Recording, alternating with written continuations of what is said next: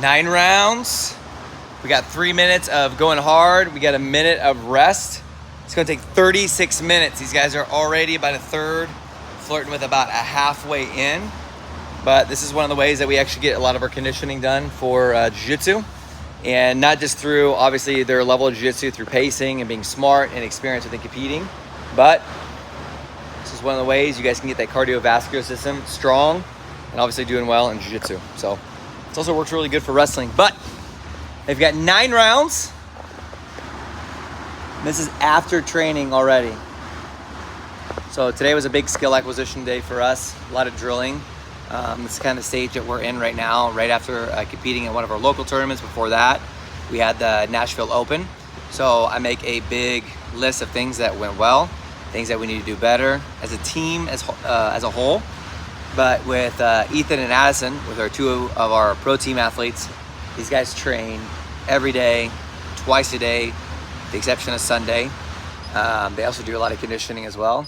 But we got a list of things that we're gonna work to get better at. That's what we did this morning. Had a little bit of a break, and now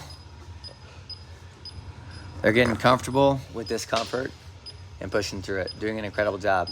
So what they do is that during the hard session for 3 minutes, they're going to keep basically the miles per hour about like 24, 25. It's gonna feel relatively easy in the beginning, but as they get further into that 3 minutes of work, it becomes, let's just say, really tough and super uncomfortable. Then they have a minute rest. Doesn't feel like it's anywhere near enough.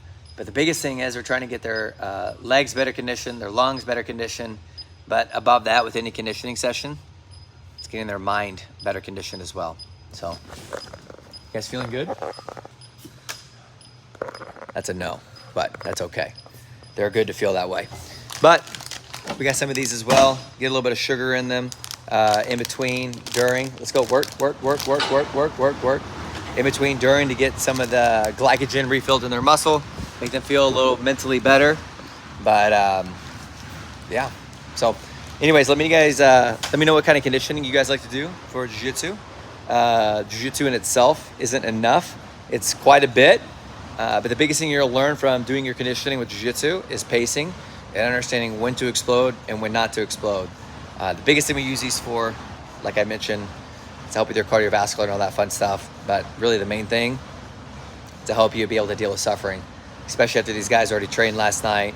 They got here early this morning at 7:30, already went through our training, and now it's 10:18. They probably got about another 10 or 12 minutes, I think, where they're at to finish up the conditioning. So we're gonna be doing some more of these live streams. So whether you guys are watching this back on the replay, make sure you guys subscribe, like, comment, all that fun stuff.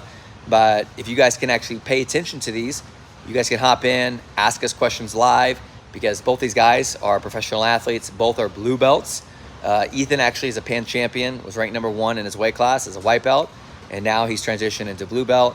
And Addison is a blue belt, beat the #1 guy in the world for lightweight through ibjjf at the Nashville Open, and is starting to slowly but surely climb his way up and improve his level. Tournament we just had over the weekend, both had really good performances.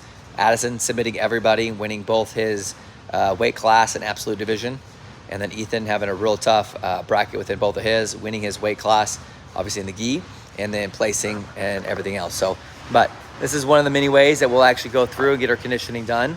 And I wouldn't say this is the worst one we do. It's a different kind of suck.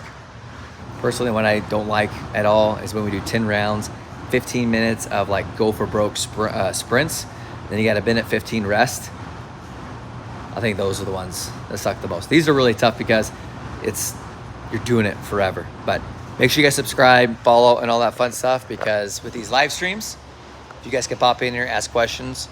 We'll answer anything you guys got. So we're gonna let these guys finish up, and I'll catch you guys in the next one.